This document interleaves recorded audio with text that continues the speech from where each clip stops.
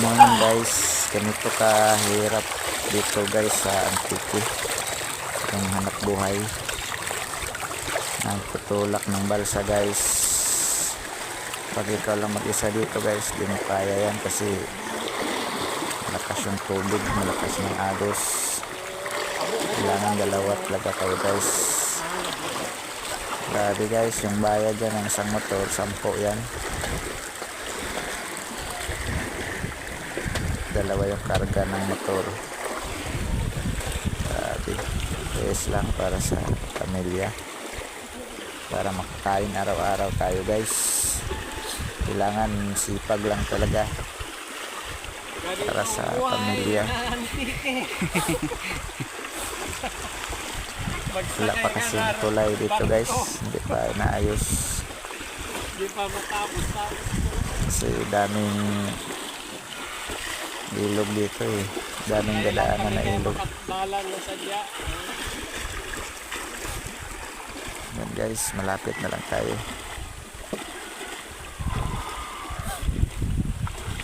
Ganito ang hanap buhay dito sa Antique. Probinsya kang Antique.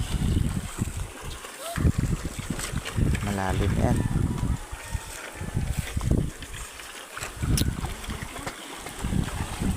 Kailangan talaga sipag tsaka para makakain araw-araw. Ayan. Lapad yan guys na ilog.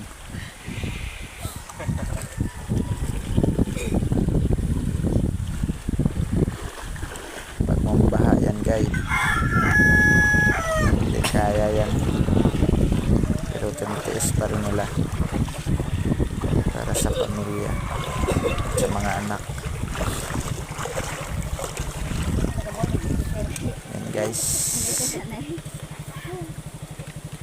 may bayad na.